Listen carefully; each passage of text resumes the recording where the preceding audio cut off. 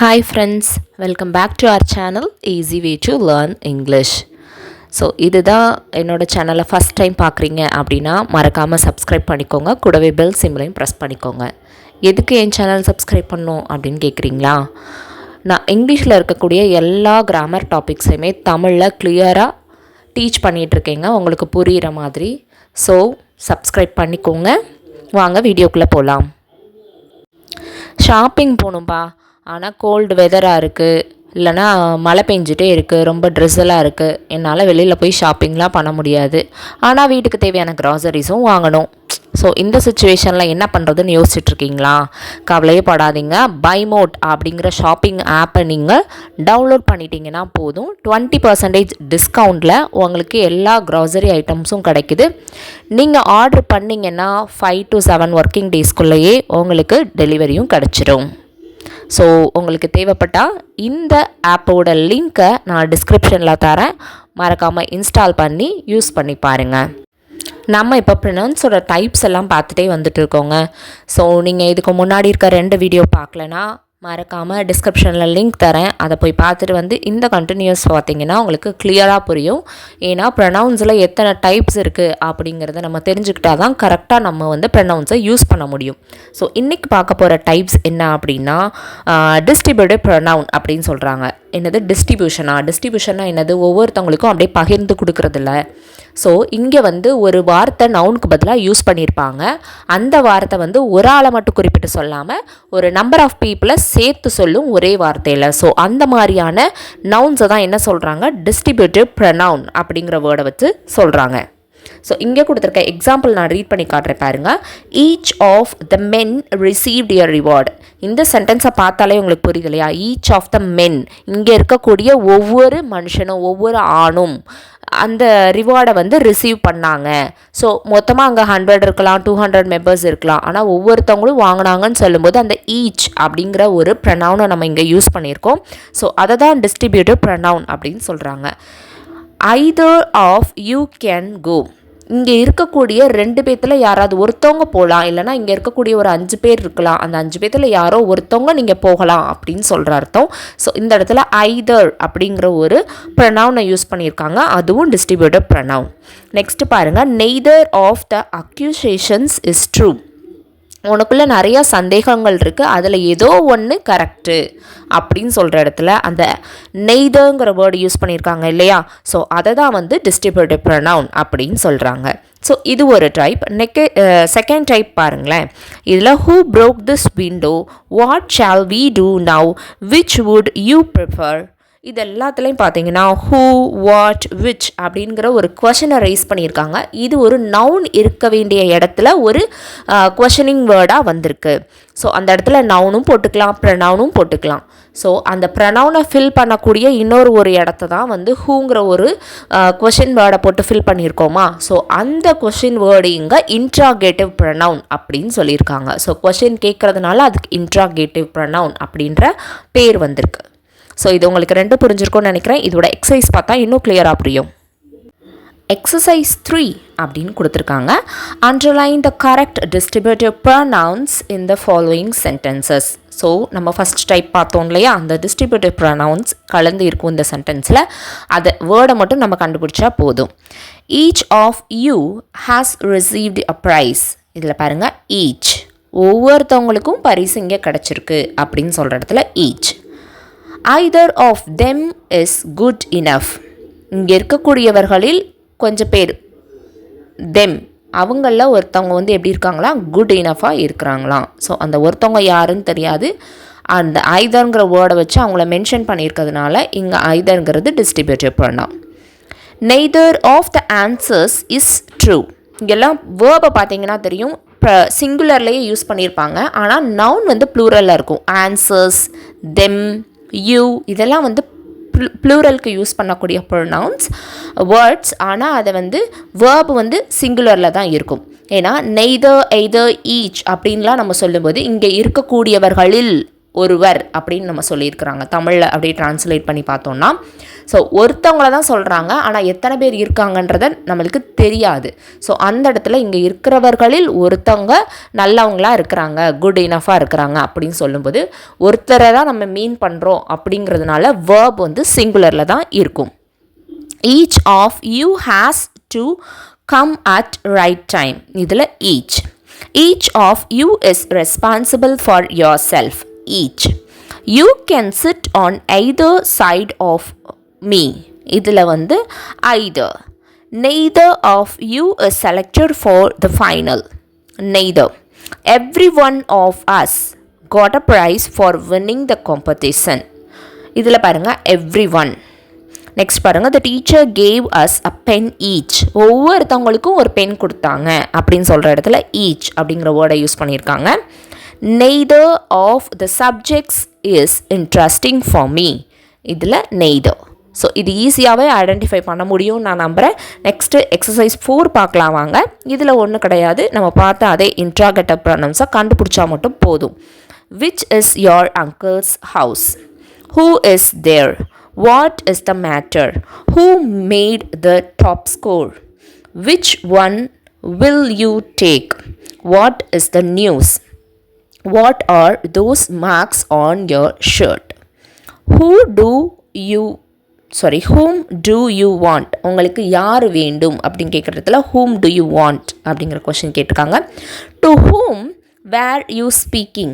இதில் பாருங்களேன், to whom அப்படின்னு யூஸ் பண்ணியிருக்காங்கன்னா யாரிடம் நீ பேசிக்கிட்டு இருந்த அப்படின்னு சொல்கிற இடத்துல to whom அப்படிங்கிற கொஸ்டின் வேர்டை யூஸ் பண்ணியிருக்காங்க. இதில் whom அப்படிங்கிறது தான் interrogative pronoun. whose is this? இது யாருடையது அப்படின்னு சொல்லும்போது whose. யாருடைய அப்படின்னு கேட்கும்போது whose யூஸ் பண்ணணும். ஸோ இது எல்லாத்துல ஈஸியாகவே நீங்கள் ஐடென்டிஃபை பண்ணிடலாம்னு நினைக்கிறேன். நான் அண்டர்லைன் பண்ணியிருக்கேன் எல்லாமே இன்ட்ராகேட்டிவ் ப்ரொனவுன்ஸ். ஸோ இப்போ நம்ம நெக்ஸ்ட் பேஜ் வந்துட்டோங்க. இங்கே பாருங்களேன், அட்ஜெக்டிவ்ஸ் அண்ட் ப்ரொனவுன்ஸ். அட்ஜெக்டிவ்க்கும் ப்ரொனவுன்ஸ்க்கும் சில டிஃப்ரென்ஸ் இருக்குது அப்படின்னு சொல்லியிருக்காங்க. அதாவது என்ன அதுக்குள்ளே இருக்கக்கூடிய டிஃப்ரென்ஸை எப்படி கண்டுபிடிக்கிறது அப்படின்றதும் கொடுத்துருக்காங்க. ஃபஸ்ட்டு செட் ஆஃப் சென்டென்ஸை ரீட் பண்ணி பார்க்கலாம் வாங்க. This boy is lazy. இதில் திஸ்ன்னு ஒரு வேர்டு யூஸ் பண்ணியிருக்காங்களா? இது வந்து டெமான்ஸ்ட்ரேட்டிவ் அட்ஜெக்டிவா இல்லை டெமான்ஸ்ட்ரேட்டிவ் ப்ரொனவுனா அப்படின்னு உங்களுக்கு ஒரு டவுட் வரலாம். திஸ்ஸுங்கிறது வந்து இந்த இடத்துல எந்த மீனிங்கில் வருதுன்னு மட்டும் பாருங்கள். திஸ் பாய் அப்படின்னு கொடுத்துருக்காங்க. அந்த பாயை டிஸ்கிரைப் பண்ணுற வேர்டு தான் இங்கே திஸ். ஸோ அதனால் இது வந்து டெமான்ஸ்ட்ரேட்டிவ் அட்ஜெக்டிவ். நெக்ஸ்ட் பாருங்களேன், this is a present from my uncle. இந்த ப்ரெசன்ட் என் அங்கிள் கிட்டேருந்து வந்தது. ஸோ இந்த இடத்துல திஸ்க்கு அப்புறம் வேர்ப் வந்துருச்சு.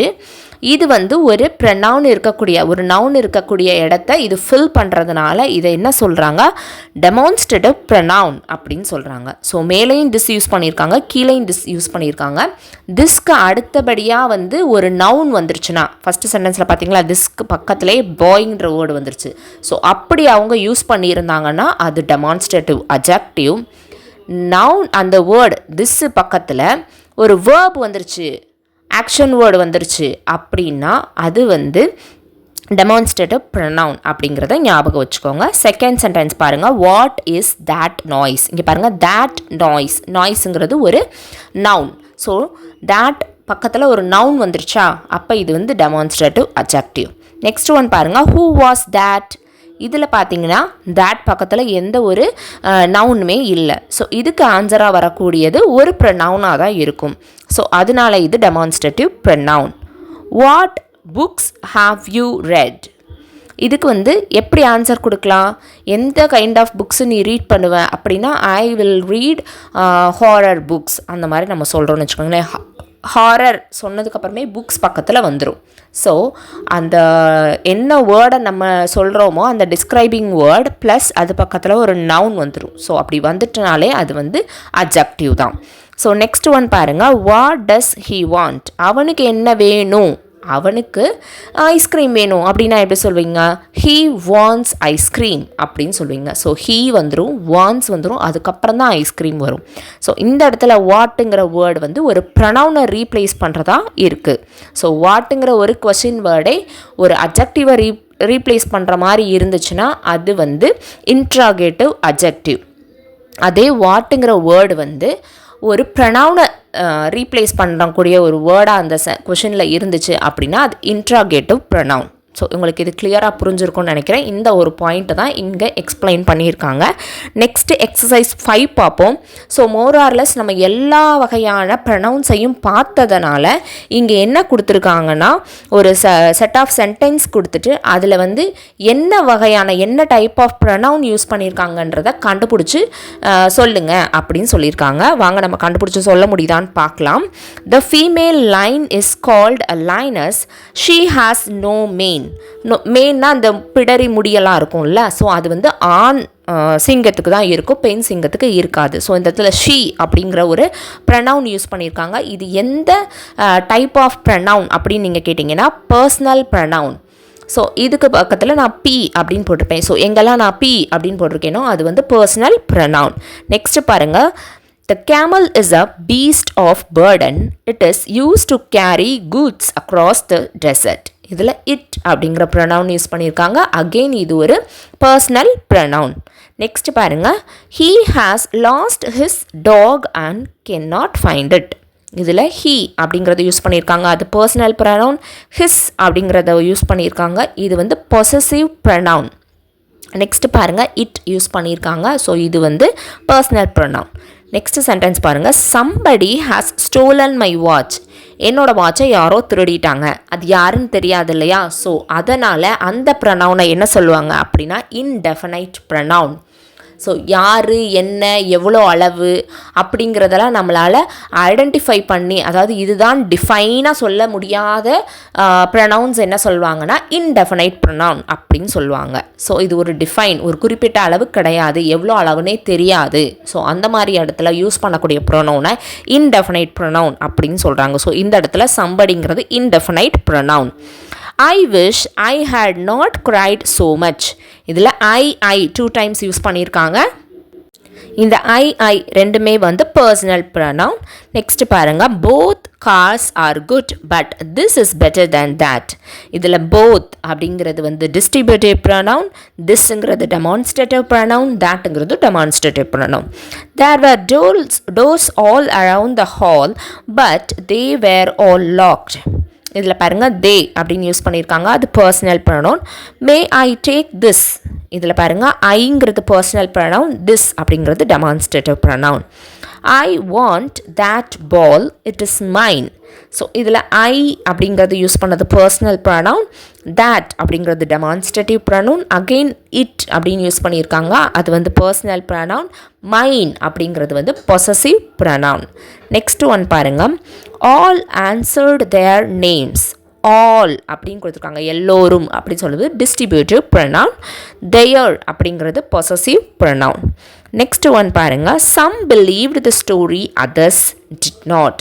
கொஞ்சம் பேர் அதை நம்புகிறாங்க, மற்றவங்களாம் அதை நம்பலை. ஸோ அந்த கொஞ்சம் பேர் யாருன்னு தெரியாது, அந்த மற்றவங்க யாருன்னு நமக்கு தெரியாது.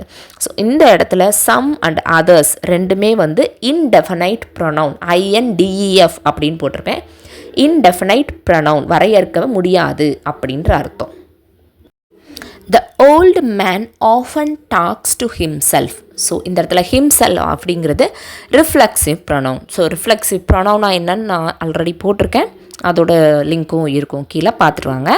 நெக்ஸ்ட் பாருங்கள். Hello Rama, is this ball yours. இதில் பாருங்கள். திஸ் அப்படிங்கிறது டெமான்ஸ்ட்ரேட்டிவ் ப்ரொனவுன், யோர்ஸ் அப்படிங்கிறது possessive pronoun.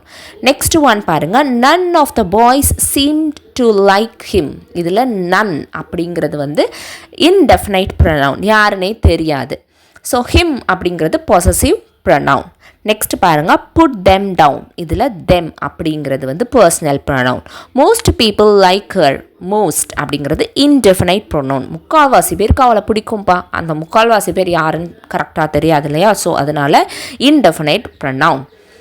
Has anybody seen my ball. இதில் பாருங்கள். எனிபடி, யாராச்சும் பார்த்தீங்களா, அது யாருன்னு தெரியாது. ஸோ யாராச்சும் பார்த்தீங்களான்னு கேட்குற இடத்துல இன்டெஃபினைட் ப்ரொனவுன். மை பால் அப்படின்னு சொல்கிற இடத்துல அது possessive pronoun. Each of us has 2 mangoes. So இந்த இடத்துல ஈச் அப்படிங்கிறது distributive pronoun, us personal pronoun. Some of them were late. Some indefinite pronoun, them personal pronoun. Next one பாருங்கள், வாட் டிட் தே சே. இதில் what அப்படிங்கிறது interrogative pronoun, they அப்படிங்கிறது வந்து personal pronoun. Few have such a chance. கொஞ்சம் பேருக்கு தான் அந்த மாதிரியான வாய்ப்புகள்லாம் கிடச்சிருக்கு அப்படின்னு சொல்கிறாங்க. ஸோ இதில் ஃபியூ அப்படிங்கிறது indefinite pronoun. Neither of them knows the story. Neither அப்படிங்கிறது வந்து டிஸ்ட்ரிபியூட்டிவ் ப்ரொனவுன், தெம் அப்படிங்கிறது பர்சனல் ப்ரொனவுன். நெக்ஸ்ட் பாருங்கள், either of you can go. ஐதர்ங்கிறது அகெயின் டிஸ்ட்ரிபியூட்டிவ் ப்ரொனவுன். ஸோ உங்களுக்கு எல்லா ப்ரொனவுனோட டைப்ஸும் புரிஞ்சிருக்கும்னு நான் நினைக்கிறேன். நெக்ஸ்ட் இன்னும் ஒரு சில இதை நம்ம தெரிஞ்சுக்க வேண்டியிருக்கு. அதை அடுத்த வீடியோவில் பார்க்கலாம். மறக்காமல் சேனலை சப்ஸ்கிரைப் பண்ணிடுங்க. தேங்க்ஸ் ஃபார் வாட்சிங்.